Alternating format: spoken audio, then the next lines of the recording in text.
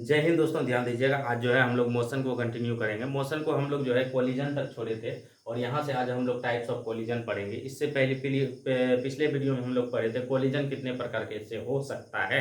तो collision basically 3 प्रकार से हो सकता है, 1 डायमेंशन कोलिजन, 2 डायमेंशन कोलिजन और 3 डायमेंशन कोलिजन। इसी को हिंदी में बात करें तो टक्कर बोला जाता है। आज हम लोग टक्कर को कंटिन्यू करने वाले हैं। जो चैनल पर न्यू है लाइक शेयर सब्सक्राइब कर दीजिएगा, बेल आइकन को जरूर प्रेस कर दीजिएगा ताकि हर तरह का नोटिफिकेशन आपको मोबाइल पे मिलता रहे। वीडियो को पूरा देखिएगा, इसकी बिल्कुल मत करिएगा तो ही समझ में आएगा। आप लोग समझ चुके थे कि कितने प्रकार से टक्कर हो सकता है। हम लोग को बेसिकली 1 डायमेंशन कोलिजन ही पढ़ना है, वहीं से क्वेश्चन आपको देखने को मिलता है, याद रखिएगा। तो अब जो है हम लोग पढ़ते हैं। तो कोलिजन में सबसे पहले आपसे जो पहला पॉइंट, सबसे पहले पॉइंट नोट करिएगा।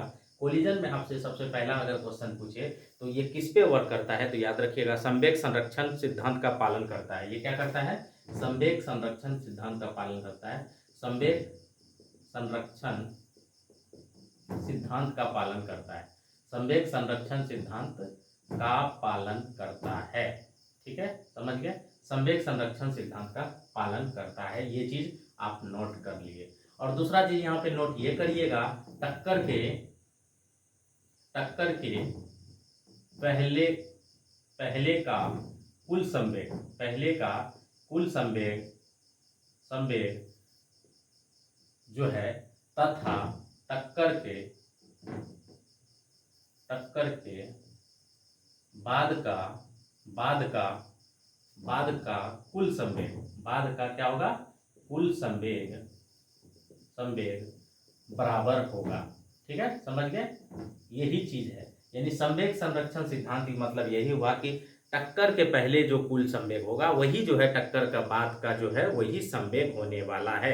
यानी संवेग में किसी भी प्रकार का परिवर्तन नहीं हो, तो वो इसीलिए जो है ये क्या होता है, संवेग संरक्षण सिद्धांत का पालन करता है। आपसे डायरेक्ट क्वेश्चन कभी कदार आता है कि देखिएगा कोलिजन में किस सिद्धांत का पालन करता है, तो आपको याद रखिएगा संवेग संरक्षण सिद्धांत का पालन करता है। ये चीज आपको याद रखना है। ये चीज समझ के अब हम लोग जो है करने वाले हैं क्या चीज? Perfectly elastic collision. तो याद रखिएगा कोलिजन हम लोग बेसिकली 2 प्रकार का पढ़ेंगे। तो आइए हम लोग कोलिजन करते हैं। तो पहला जो है परफेक्टली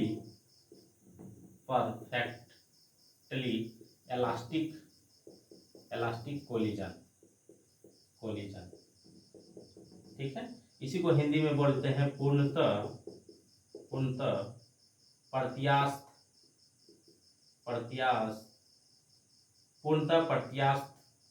प्रत्यास्थ टक्कर। अब समझिएगा इसका मतलब क्या हुआ। पूर्णतः क्या होगा? प्रत्यास्थ टक्कर इसको बोला जाता है।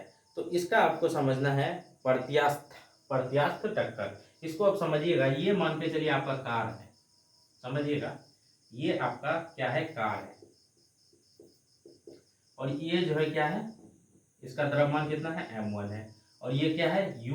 क्या हो रहा है? u1 वेग से चल रहा है, समझिएगा ये u1 वेग से चल रहा है। दूसरा कार है मेरा, इसका जो है m2 द्रव्यमान है और ये चल रहा है आपका u2 क्या कर रहा है? वेग से चल रहा है। ठीक है, u2 वेग से चल रहा है। और जो है कि आगे से क्या होता है, आगे जाने के बाद ये दोनों टकरा जाता है। दिशा समझिएगा, दोनों का दिशा सेम ही है, समझिएगा दोनों का दिशा सेम ही है। क्या हो रहा है? दोनों आगे की ओर आ रहा है। तो ये क्या हो रहा है? आगे जाके एक दूसरे से टकरा जाता है। किस कंडीशन में टकराएगा? जब u1 का क्या होगा?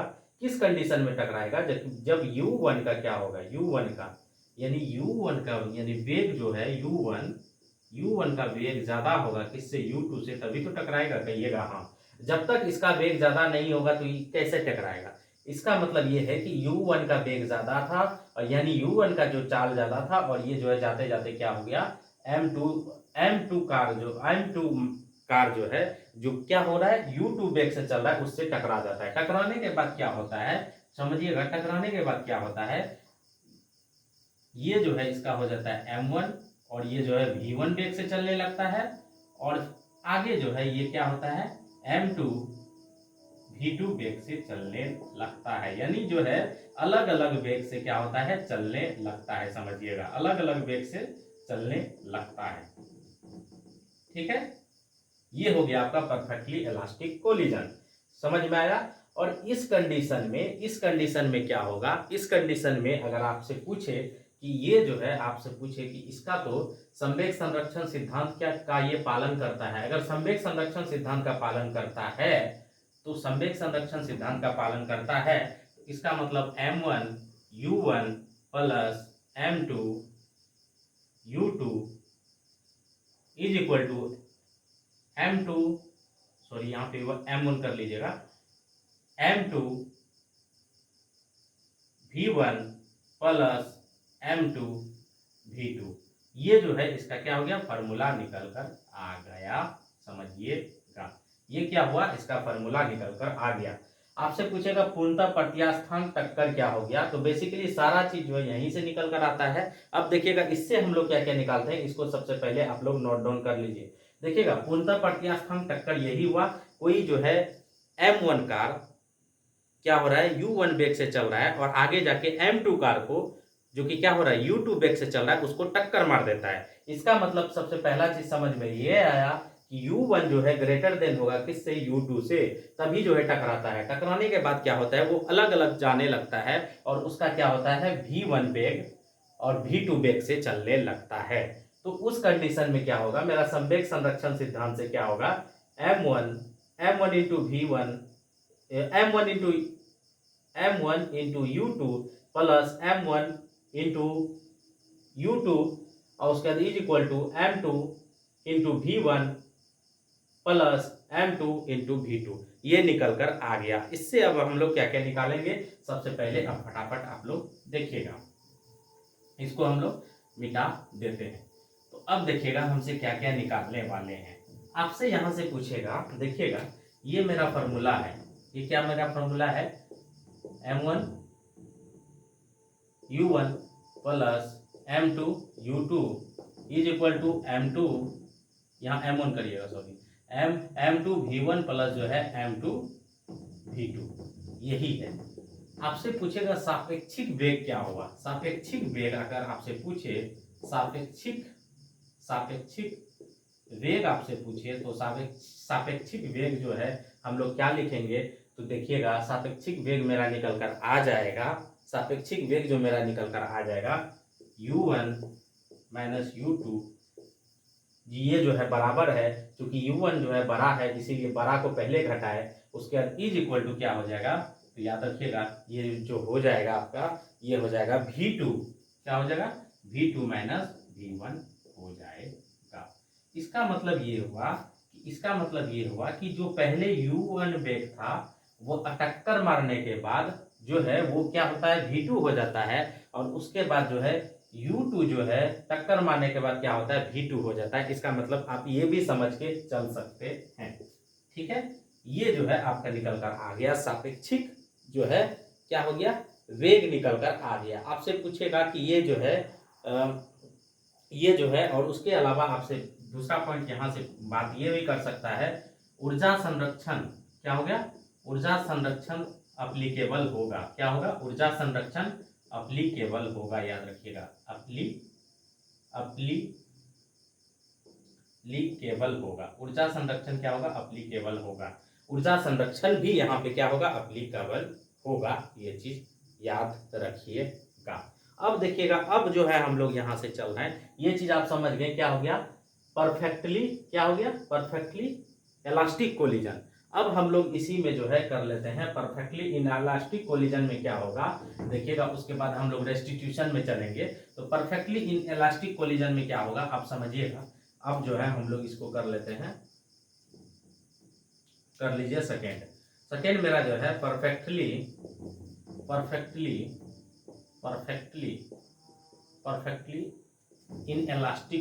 Inelastic collision, perfectly inelastic collision क्या होगा अब समझते हैं।